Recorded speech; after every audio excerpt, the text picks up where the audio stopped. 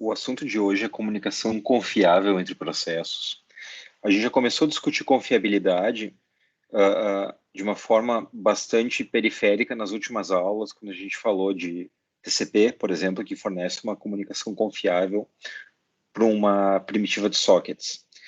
E hoje a gente foca só em comunicação confiável, e esse é um tópico importante porque, especialmente no sistema distribuído, a comunicação ela pode falhar, e é importante que o meu sistema ele esteja preparado para lidar com essas questões. Tá? Então, um pouco de motivação, né? A comunicação entre processos ela pode falhar. Isso pode ser tanto devido a falhas no enlace ou falhas no cliente e no servidor, quando tu envia uma mensagem e o outro não responde, por exemplo. E, em particular, quando a gente lida com falhas de comunicação, elas podem ser falhas de omissão, no sentido que uma mensagem é perdida, mensagens duplicadas, entregues fora de ordem, corrompidas e por aí vai. Bom, há uma série de formas que eu posso utilizar para tratar essas falhas ou mascarar falhas. A gente brevemente mencionou sobre isso em algumas aulas atrás. E o que eu queria deixar claro nessa aula de hoje é que essas formas de tratar falhas, elas podem ser providas ou por um protocolo de transporte de mais baixo nível, por exemplo, o TCP, que tem essa capacidade de lidar com falhas e mascará-las, ou eu posso utilizar um protocolo não confiável como o UDP e deixar para que a minha aplicação lide com essas falhas e tente mascará-las de alguma forma. Então, os princípios que eu vou colocar aqui embaixo, eles são genéricos. Tá? Então, a ideia é que eles possam ser aplicados tanto por um protocolo confiável de transporte ou pela aplicação. Mas entre as possibilidades que eu tenho para tratar falhas, por exemplo, eu poderia pensar em confirmações. Então, poderia ter acts explícitos para confirmar se uma mensagem chegou ou não, se uma mensagem foi entregue ou não no destino. Uma outra técnica que eu posso empregar para lidar com falhas é utilizar um timeout, né, que é um tempo máximo de espera para receber uma confirmação. E se eu não receber essa confirmação, então eu posso retransmitir a mensagem, porque eu vou assumir, então, que o receptor não processou ela. Mas eu tenho uma questão importante aqui. Quando eu não recebo uma confirmação e eu vou optar por retransmitir essa mensagem, isso está acontecendo porque a requisição original do cliente nunca chegou no servidor, ou a requisição do cliente chegou no servidor, mas foi a resposta do servidor que nunca voltou. Ou seja, se eu assumir esse desenho aqui e eu não receber, então, uma resposta, um ACK, e eu decidi por retransmitir essa mensagem, eu vou estar retransmitindo porque foi essa requisição aqui que nunca chegou, e, portanto, ela nunca foi processada, e por isso que eu nunca ganhei uma resposta. Então, faz sentido eu retransmitir a requisição. Ou a requisição foi processada pelo servidor, ele executou, mas foi a minha confirmação ou a minha resposta que não chegou. Então, como que eu vou lidar com essa questão? Tá? Bom, em ambos os casos, eu possivelmente utilizaria uma retransmissão, né, que é o que eu justamente estou fazendo aqui. Mas o ponto é, quando eu faço uma retransmissão, agora eu tenho uma possibilidade de que o servidor receba mensagens duplicadas. Porque ele poderia ter recebido a primeira requisição, ter processado, mas foi a confirmação ou a resposta que não chegou. Portanto, quando ele receber retransmissão, ele vai ter uma duplicada. Então, o que ele faz nesse caso? Ele reexecuta ou ele faz algum controle para descartar as duplicadas? Então, aqui eu tenho umas perguntas que eu preciso fazer. Por exemplo, o servidor já enviou a resposta? Se sim, ele pode executar essa operação novamente? Faz sentido ele executar novamente? Ou ele deveria ter guardado um cache temporário de respostas recém-enviadas e ele vai reutilizar aquele resultado, já que ele não pode executar a operação de novo? Então, quando que o servidor pode executar uma operação duplicada sem nenhum problema e quando que ele deveria ter respostas prévias armazenadas? Bom, isso leva a gente a questões como operações idempotentes. É um termo que talvez você já tenha ouvido falar. Uma operação idempotente é aquela que pode ser executada várias vezes com o mesmo efeito de ter sido executada apenas uma vez. Tá? Então, dando um exemplo bastante simples, adicionar um elemento no conjunto é uma operação idempotente, porque se eu executar ela uma vez ou 10 vezes, o resultado vai ser o mesmo. Agora, fazer o append de um elemento ao final de uma lista não é idempotente, porque se eu executar ela uma vez ou 10 vezes, eu vou ter um resultado final diferente. Então, se eu tiver um servidor com operações idempotentes, não tem problema eu reexecutar uma requisição que já tinha sido feita, já tinha sido processada anteriormente. Agora, se as operações não forem idempotentes, daí eu posso ter um problema. Tá? Bom, para lidar com essas questões, o que a gente vai estar vendo na aula de hoje são protocolos de request e reply, que lidam justamente com essas tentativas de mascarar uma falha e quais cenários que eu vou ter em termos de quantas vezes uma operação é executada. Tá? Protocolos de request e reply, eles são uma introdução a um tópico da próxima aula, que é invocação remota. Tá? Que é uma forma bastante alto nível e abstrata que permite a comunicação de processos e objetos distribuídos. Então, na aula de hoje, a gente está exatamente nesse ponto aqui. Tá? Protocolos de request reply, então, vão ser uma introdução à invocação remota, como Remote Procedure Call, Remote Method Invocation, Web Services e outros mecanismos de invocação remota, mas eles também são construídos sobre mecanismos mais primitivos, como aquelas primitivas de PC que a gente discutiu, como sockets, por exemplo. E, de fato, eu poderia estender essa figura porque aqui abaixo de sockets eu vou ter uma pilha de protocolos da internet. E se aqui abaixo dessa pilha eu estiver utilizando, por exemplo, um protocolo de transporte confiável, como TCP, eu vou ter, então, essas garantias levadas para a minha aplicação que está rodando em mais alto nível. No entanto, se eu tiver aqui embaixo um protocolo de transporte como o DP, a minha aplicação que está rodando não vai ter essas garantias. A gente sabe que o socket, o DP, não vai ter nenhuma garantia. Mas eu ainda tenho chance de implementar garantias para tratamento de falhas em nível de aplicação. Então é sobre isso a aula de hoje. Tá? E, em particular, um lugar bastante apropriado para eu fazer esse tratamento é exatamente aqui nos protocolos de Request Reply. Então, de certa forma, essa aula de hoje ela é bastante abstrata, tá?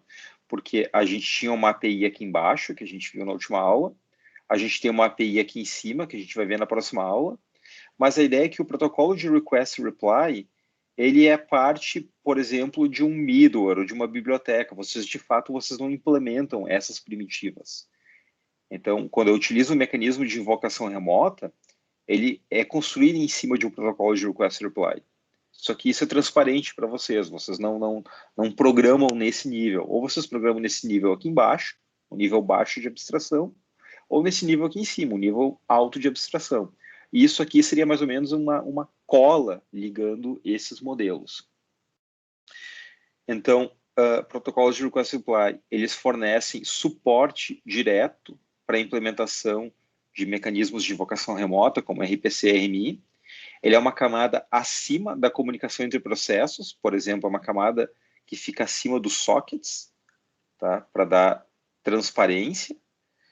E eles fornecem um padrão de comunicação no topo de primitivas de trocas de mensagens. O que eu quero dizer com padrão de comunicação é que eu posso ter um request com um reply, ou posso ter um request com um ACK explícito e depois um reply, ou posso ter um request com uma possibilidade de retransmissão.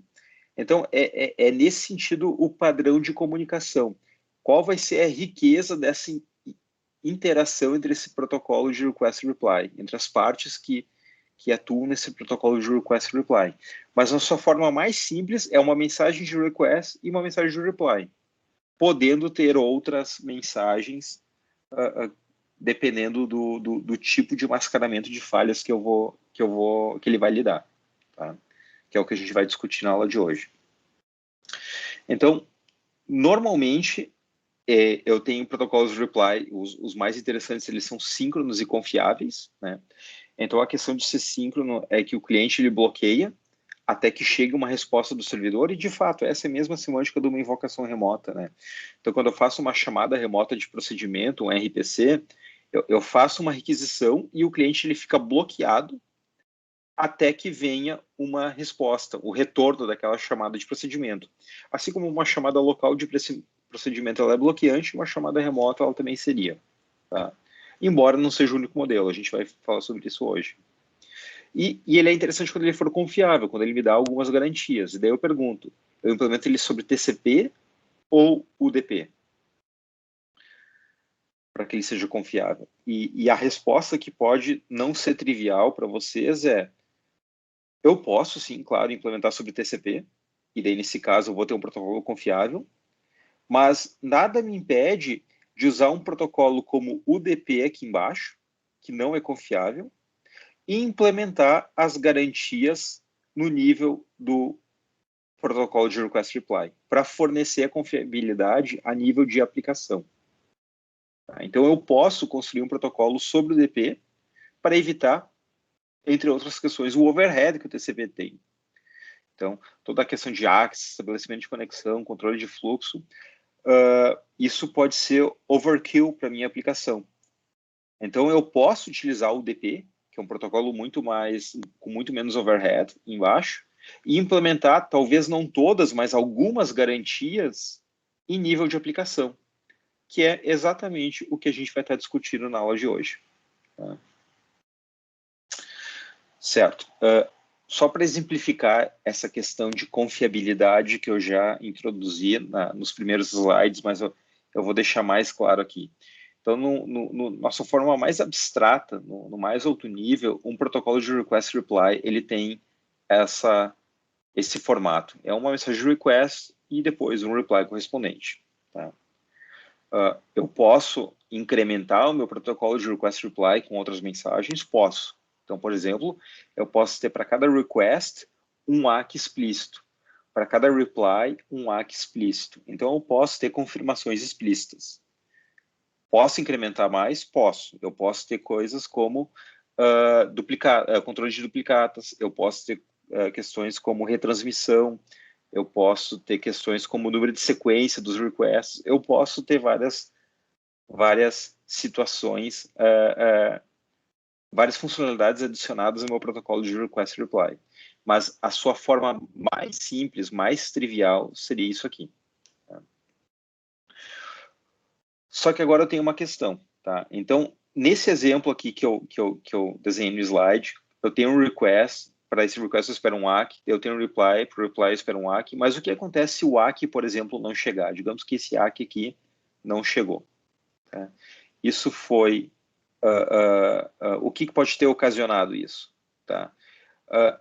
Mesmo sem que a minha aplicação saiba o que ocasionou, é normal, ou seria normal, eu esperar que houvesse uma espécie de um controle de um timeout, e se esse timeout estourasse e o ACK não tivesse chegado, um novo request, né, uma retransmissão do request anterior fosse feita.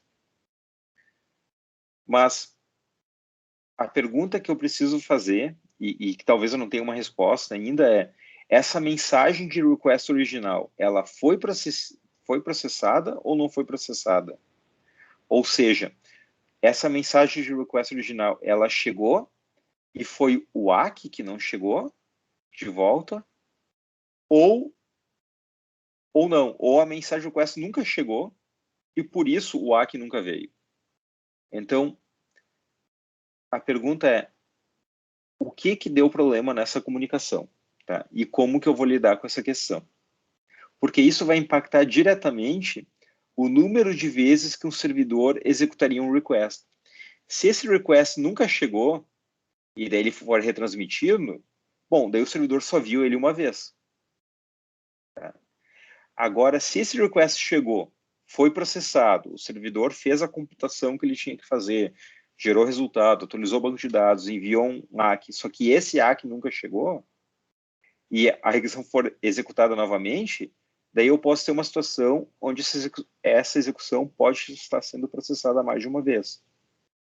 E isso pode ser um problema. Tá? Então, essa questão das falhas de comunicação, elas têm muitas nuances que impactam a forma como um servidor vai processar os dados. Bom, tudo isso é uma questão de semântica, que está resumida nesse slide que a gente vai ver. Tá? Mas, basicamente, eu vou ter 3 semânticas possíveis, e elas dependem de uma combinação dos mecanismos de confirmação e retransmissões que eu vou utilizar. Tá? E quanto mais mecanismos de confirmações, retransmissões e controles em geral que eu tiver no meu protocolo Request Reply, mais sofisticado vai ser o protocolo Request Reply. Tá? E uma confiabilidade maior ele vai me trazer. Então, algumas opções de mecanismos, tá? Não estou nem listando todas, mas algumas opções de mecanismos. Eu posso ter retransmissões de requisições, eu posso ter um controle de timeout, eu posso ter no servidor um tipo de controle de mensagens duplicadas, por exemplo, se eu utilizar um número de sequência para cada request. Eu posso ter um mecanismo para retransmitir resultados passados, se eu tiver uma espécie de um cache que vai armazenando respostas passadas. Eu posso ter uma bufferização no servidor para reordenamento, enfim, eu posso ter várias opções de mecanismos. E a combinação de mecanismos que eu utilizar vai determinar a semântica do meu protocolo. Tá? E a gente está falando aqui de 3 semânticas possíveis, baseadas nessas combinações. A primeira delas é at most once, ou no máximo uma vez. Esse é o modelo que o Corba utiliza. Tá? A gente tem a semântica at least once, ou pelo menos uma vez. Talvez seja executado mais de uma vez, mas pelo menos uma vez é garantido que vai ser executado. Essa é a semântica que o Remote Procedure Call utiliza. E tem a semântica também exatamente uma vez, que é exactly once, que é a semântica que o modelo Java RMI utiliza e garante que toda requisição vai ser executada somente uma vez, exatamente uma vez. Tá? Bom, vamos falar brevemente sobre cada uma delas. Tá? Então, primeiramente, a semântica no máximo uma vez, at most once. Esse seria o protocolo de request reply mais simples que a gente poderia pensar. Tá? Eu tenho uma request e essa requisição vai ser processada e o servidor vai enviar um reply. E o processo destino, ele recebe ou nenhuma vez essa mensagem ou uma vez. Tá? E o emissor, ele não sabe se esse procedimento executou ou não. E não vai ter nenhuma tentativa de retransmissão, nenhuma tentativa de timeout, nenhuma tentativa de fazer nenhum controle. É o método mais simples possível. Tá? É o mais eficiente também. Eu acho que é meio intuitivo isso, porque ele não tem nenhum overhead, ele é o mais simples de todos, mas ele é o método mais simples e com menos garantias. Num cenário ideal, é isso que aconteceria. Eu envio um request, é processado e o cliente recebe um reply. O que pode acontecer é que o request talvez nunca chegue e, portanto, o reply nunca vai chegar. Ou talvez o request chegue, seja processado pelo servidor, mas o reply nunca voltou para o cliente. Tanto nessa situação como nessa situação, o cliente não sabe se o procedimento executou ou não. A única possibilidade do cliente saber se o procedimento executou ou não é quando ele recebeu o reply. Se ele recebeu o reply, bom, ele sabe, bom, foi executado porque eu ganhei um reply. Agora, se ele não recebeu o reply, o procedimento pode ter sido executado ou não. E por isso que a semântica é, no máximo, uma vez. Tá? Pode ser executado uma vez ou pode não ser executado nenhuma. O método mais simples de todos. Primeira semântica. Vamos ver a segunda semântica, que é a semântica at least once, ou pelo menos uma vez. Esse já é um protocolo mais sofisticado. Tá? Então, a gente pode ver aqui pela estrutura do protocolo que, enquanto que antes tu tinha só um request e um reply, as únicas 2 mensagens possíveis, os únicos 2 mecanismos do meu protocolo, agora eu tenho requests com ACKs explícitos e replies com ACKs explícitos. E tendo confirmações e na forma desses ACKs, eu também vou utilizar agora retransmissões. Tá? Então, o que pode acontecer é um cenário como esse. Eu vi um request, esse request nunca chegou no servidor, portanto, ele nunca vai mandar um ACK. O cliente que enviou o request vai perceber que um timeout vai se passar, vai estourar o timeout, ele não recebeu o WAC, e ele vai retransmitir aquele request. E digamos que agora ele foi processado, o request, o WAC foi enviado, e ele agora pode fazer outras ações. Mas ele manteve esse controle para garantir que ele só ia desistir de enviar o request quando ele ganhasse o WAC. E como ele não ganhou o WAC, ele foi lá e depois de um timeout T, ele reenviou o request. Uma outra situação de uso seria essa aqui. O cliente enviou o request, ela foi processada no servidor, o servidor mandou um WAC, mas agora foi o WAC que não chegou. Bom, para o cliente, a situação é a mesma. Ele enviou um request e não recebeu um WAC. Então, como ele não recebeu o WAC, ele vai esperar o mesmo timeout que ele esperou na outra situação e vai reenviar o request para ser processado para o servidor. Para o cliente, foi a mesma coisa, foi a mesma experiência, só que para o servidor é diferente. Porque numa situação, o servidor não tinha processado a operação. E ele não tinha processado na primeira tentativa, mas aí processou ela na segunda tentativa, na retransmissão. Só que nessa situação, o servidor tinha processado a operação e veio a segunda tentativa do cliente e o servidor vai processar a operação de novo. Tá? Então, nessa situação, eu posso ter o caso onde o servidor ele processa uma operação mais de uma vez. Ele vai processar pelo menos uma vez, porque essa retransmissão, esse controle de timeout e a retransmissão vão me garantir que o cliente só vai desistir, só vai parar de reenviar aquela requisição quando ele receber um WAC para ela. Então, ele garante que vai ser executado pelo menos uma vez. Mas, como a gente vê aqui, ela pode ter sido executada uma vez aqui e aqui mais uma vez. Mais uma vez. E essa é a razão de ser do nome da semântica. Pelo menos uma vez, at least once. Tá? Pergunta, quando que isso não é um problema? Quando que não seria um problema eu ter um servidor que ele pode processar mais de uma vez a mesma operação? Quando que isso não vai me causar um problema? Bom, e a resposta está no primeiro slide, né? Se eu tiver um servidor com operações idempotentes, daí processar mais de uma vez ela não vai ser um problema. Porque em operações idempotentes, se eu executar ela uma vez ou 10 vezes, o resultado é o mesmo. Tá? E uma curiosidade, o modelo SunRPC, originalmente, ele tinha semântica at least once.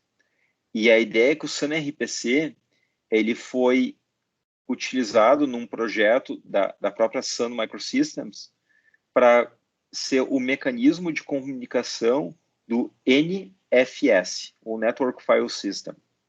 Então, o SunRPC, o mecanismo de comunicação, ele era parte do NFS nos primórdios, no início.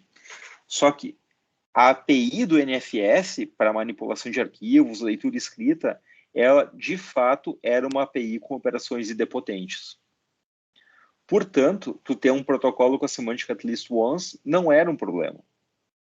Porque se tu executasse duas vezes um write e duas vezes um read, o que aconteceria é que, como as operações eram idempotentes, se tu executar ela mais de uma vez, não tinha nenhum efeito adverso na manipulação dos arquivos.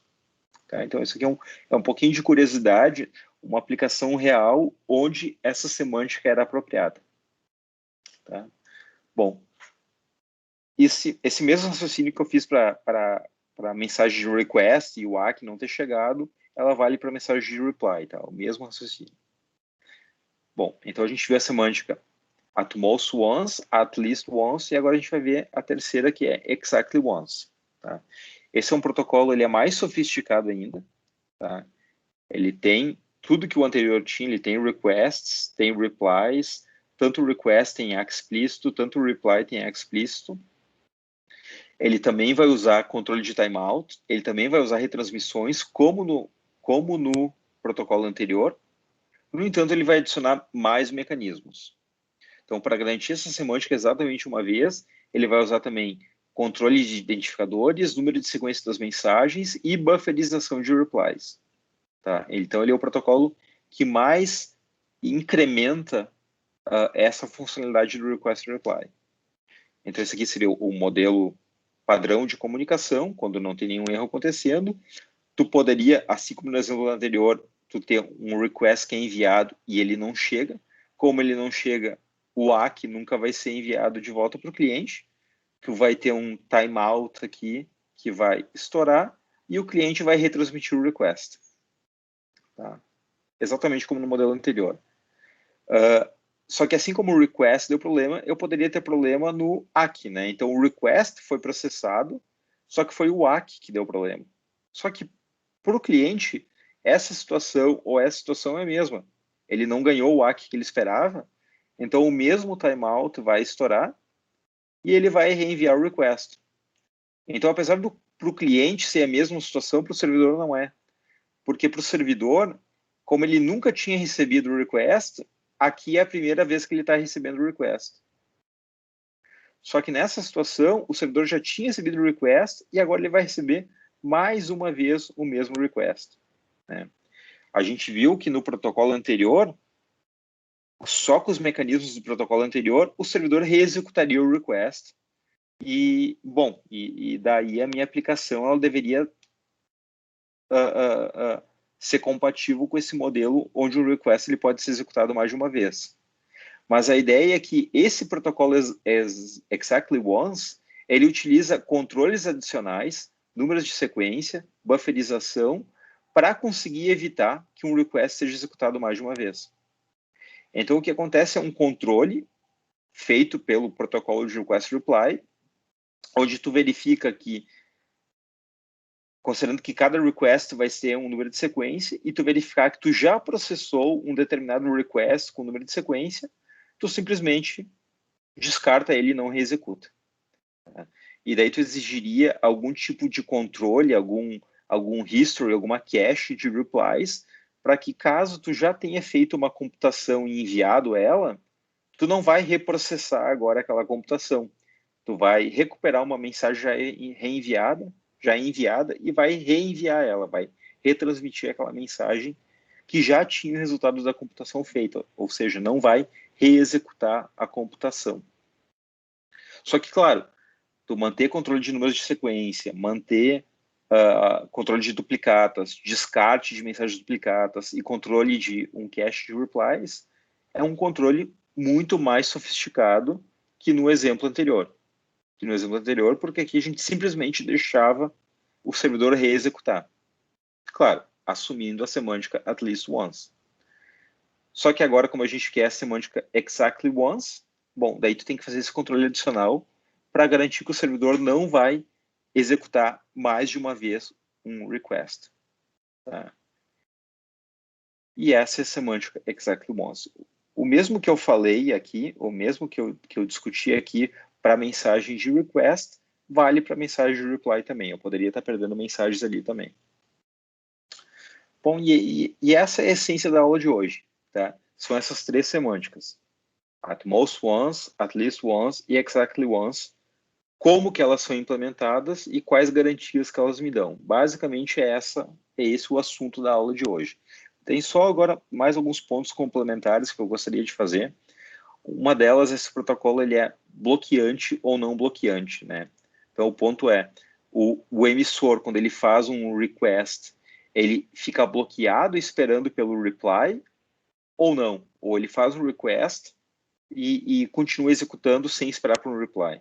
Então, isso envolve essas questões de bufferização, né? Então, a ideia de um protocolo síncrono é aquele onde o servidor ele faz um request e, obviamente, por baixo, esse request ele vai ser construído por baixo, ele vai ser construído usando primitivas de PC. Tá? Então, tanto o request como o reply, por baixo, eles vão estar usando sockets, por exemplo. Então, vai ter um socket aberto, daí vai ter um send to, um receive from, vai ter um socket por baixo.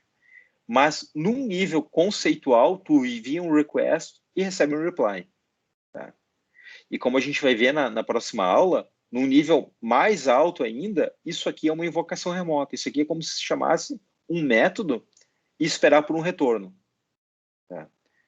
Mas isso é assunto para a próxima aula. Eu só quero deixar claro que esse protocolo de request reply, apesar de parecer ser um pouco alto nível como é que ele é implementado? Por baixo ele é implementado com sends e receives, tá? Com sends e receives do socket. Tá? Voltando para o meu exemplo. Então, num protocolo síncrono, quando um processo envia um request, ele vai ficar bloqueado esperando por um reply. Essa é a semântica, por exemplo, que o RPC usa, o Remote Procedure Call. Quando tu faz uma chamada remota de procedimento em C, tu chama um método, só que esse método, em vez de executar em vez de ser uma função local na tua máquina, ela é uma função sendo fornecida por um processo em outra máquina. E quando tu faz essa chamada, o processo chamador, ele fica bloqueado esperando por um reply. E só quando o reply chega, o processo chamador pode seguir a execução. Muito similar a uma chamada local, né? Onde tu faz uma chamada, tu tranca o chamador, empilha a chamada, executa, e depois desempilha e continua executando da onde o chamador tinha parado. Esse é o modelo síncrono. Mas eu posso pensar também no modelo assíncrono, onde um processo chamador envia um request, não fica esperando, ele continua executando, e depois, em algum ponto, vai chegar um reply e eu preciso tratar esse reply de forma assíncrona. Tá?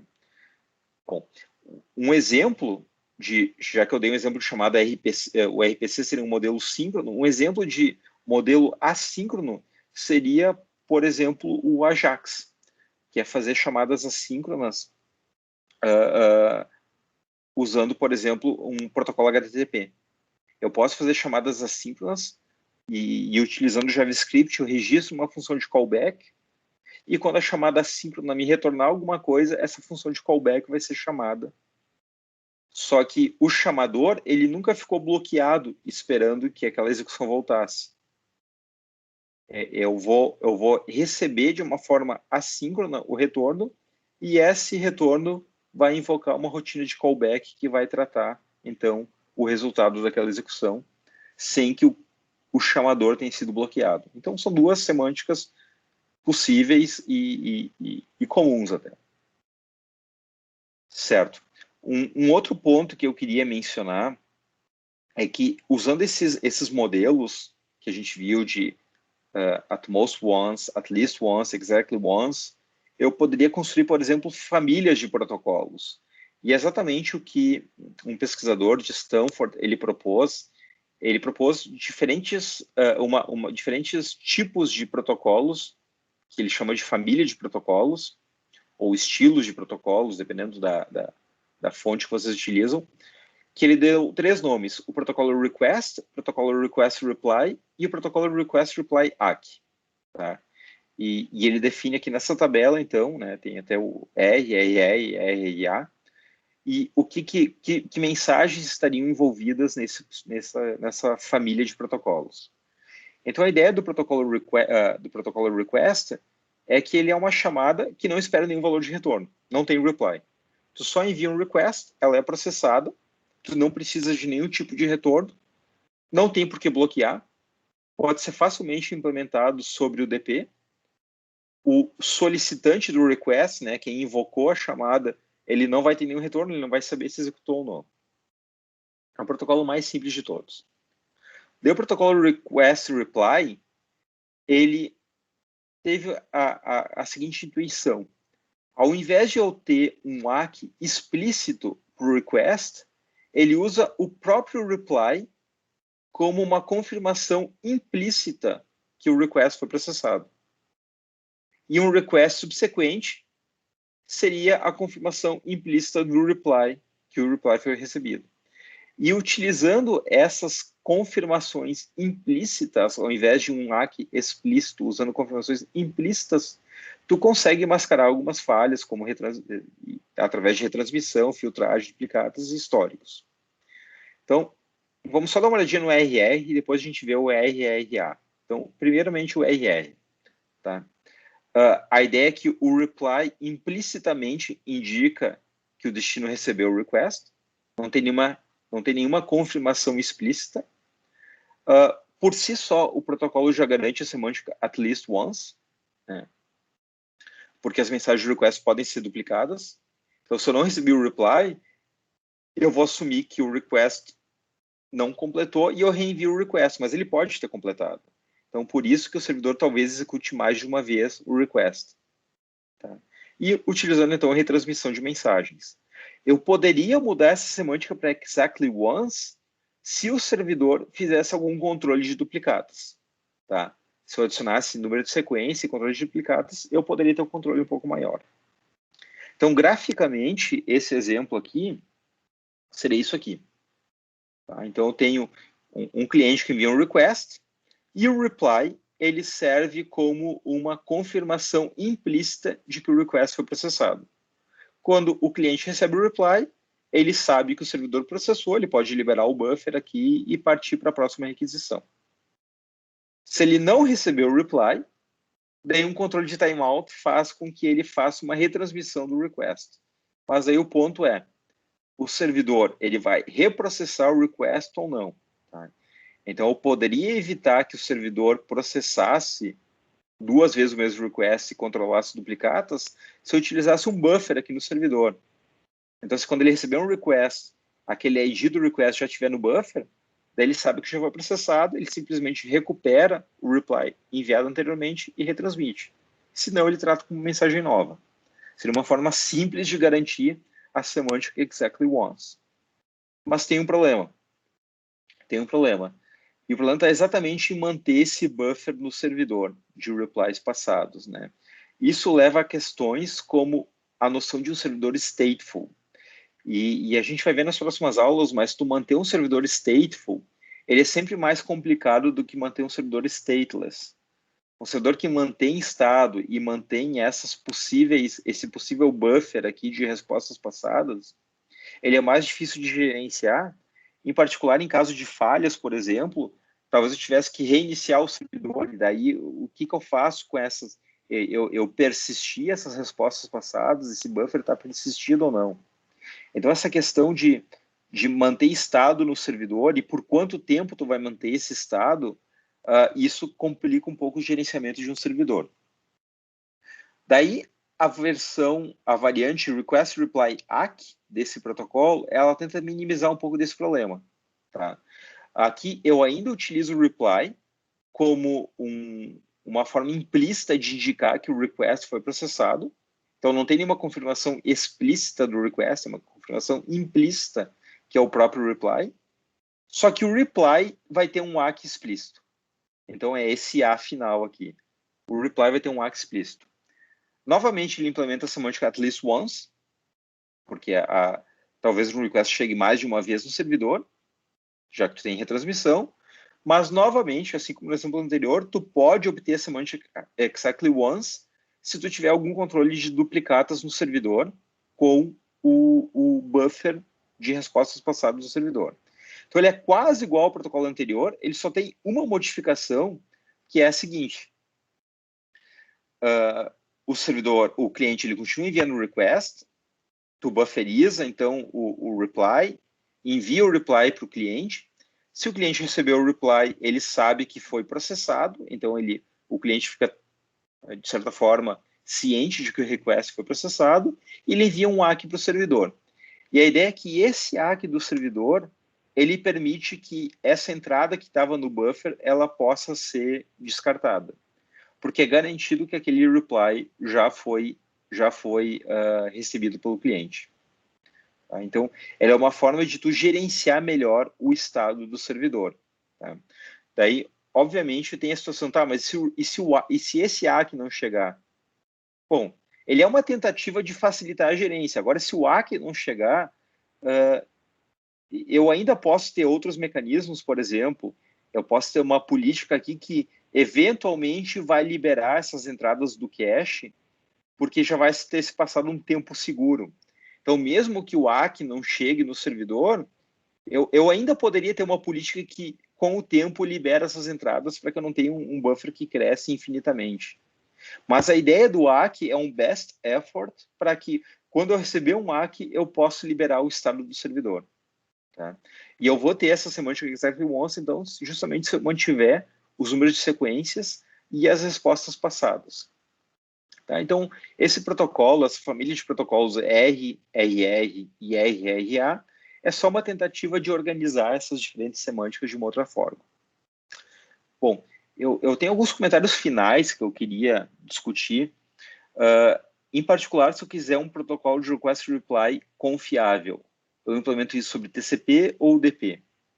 Bom, eu espero que com essa aula seja claro que implementar sobre TCP é trivial, tá? E é simples porque a implementação de uma aplicação TCP ela acaba sendo mais simples porque eu não tenho nenhum limite do tamanho das mensagens.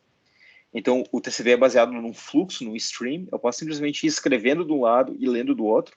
Eu não preciso me preocupar em particionar minha aplicação em múltiplos pacotes. O TCP já me garante toda a confiabilidade, tá? Então, eu não preciso lidar com retransmissões, filtragens, controle de duplicatas, ordenamento. Tudo isso o TCP faz para mim. O único inconveniente, e que pode ser um deal breaker na minha aplicação, é que o TCP ele tem um overhead muito alto. E talvez ele não seja apropriado para a minha aplicação. Mas isso não significa que eu preciso ter um protocolo de request reply que não é confiável. Eu posso ter um protocolo confiável desde que eu utilize o DP com os controles feitos na camada de aplicação, no nível do protocolo de request reply e não no nível da camada de transporte. Então a gente sabe que no DP eu tenho mensagem de tamanho limitado, né? É o tamanho do datagrama. Então, se eu quiser mandar um dado muito grande para o servidor, eu preciso quebrar em múltiplos datagramas. A gente sabe que o DP ele tem uma entrega não confiável. Então, eu posso perder mensagens, pode chegar fora de ordem, podem chegar duplicatas. E, por isso, o meu protocolo de request reply precisaria implementar as garantias a nível de aplicação. Mas a grande vantagem é que ele é um protocolo com um overhead muito menor.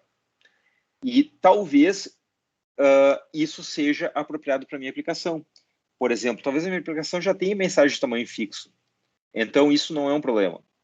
Talvez, na minha aplicação, o servidor tenha operações idempotentes. Então, não é um problema eu executar mais de uma vez a mesma operação. Talvez, na minha aplicação, eu não me importe de perder mensagens de vez em quando. Talvez isso não seja um problema. E, de novo, talvez usar um protocolo, então, com alguma garantia intermediária, um protocolo de request reply que não seja extremamente confiável, mas com algumas garantias intermediárias, seja suficiente. Então, o ponto dessa aula está na escolha. Usar TCP e ganhar todas as garantias prontas, ou usar o DP e implementar algumas dessas garantias no protocolo de request reply. Tá? E, geralmente, isso é papel de uma biblioteca, de um middleware, implementar essas garantias no próprio protocolo de request reply. O último ponto que eu queria mencionar na aula de hoje é em relação à semântica de invocação remota e a relação com o modelo de falhas. Então, esses nomes que a gente viu, no máximo uma vez, pelo menos uma vez, exatamente uma vez, eles consideram falhas transitórias, eles consideram perdas ocasionais de mensagens, duplicações e mensagem fora de ordem. Mas eles não consideram falha permanente. Tá? Então, não considera falhas permanentes. O livro-texto da disciplina Colores, ele utiliza uma outra convenção. Ele utiliza um modelo onde ele considera falhas permanentes. Tá? E daí ele renomeia essas semânticas para, ao invés de no máximo uma vez, ele chama de maybe. É exatamente a mesma semântica. Tá? Aqui o cliente não sabe se executou ou não. No maybe o cliente não sabe se executou ou não. O at least once ou at least once é a mesma coisa. Pode ser executado pelo menos uma vez, talvez tenha sido executado mais de uma vez, mas pelo menos uma vez é garantido. E, por fim, o que a gente chama de exactly once, o Colores chama de at most once. Mas esse at most once é diferente do nosso at most once, que é equivalente ao maybe, que o cliente não sabe se executou ou não. O que o Colores chama de at most once é o cliente sabe ou executou uma vez, e ele sabe disso, ou ele sabe que não executou, porque ele obteve um erro. Então, não tem incerteza aqui. Foi executado uma vez ou não foi executado uma vez. Enquanto que o nosso entendimento de at most once, que é equivalente ao maybe, aqui o cliente não sabe. Pode ter sido executado ou pode não ter sido executado e ele não sabe. Tá? E aqui o cliente sabe. E a razão pela qual o Colores usa essa nomenclatura um pouco diferente é que ele guarda a semântica exactly once só para procedimentos locais. Ele assume que se tu está num sistema distribuído, seria fisicamente impossível tu garantir exactly once, porque se uma falha física acontecer no teu canal de comunicação, digamos que a fibra ótica que liga dois rostos foi rompida, não tem semântica que utilize que vai te garantir a semântica exactly once. Ele assume que seria impossível tu garantir exactly once num sistema distribuído. Porque se uma falha física acontecer no canal de comunicação, não haveria forma de retransmitir para que essa mensagem fosse processada. Como a gente considera um modelo de falhas que são apenas falhas transitórias, a gente consegue garantir exactly once com retransmissões. Mas no modelo do Colores, com falhas permanentes, isso seria impossível. Tá? E ele diz, então, que exactly once seria apenas, então, para procedimentos locais, onde tu, de fato, consegue garantir que vai ser executado exatamente uma vez. Certo? Era só esse comentário para quem for usar o livro-texto, cuidar com essas diferentes interpretações. Alguns autores utilizam uma, outros autores, como Colores, utilizam outra interpretação. Certo? Então, esse é o material para estudo da aula e eu vou concluir essa aula aqui.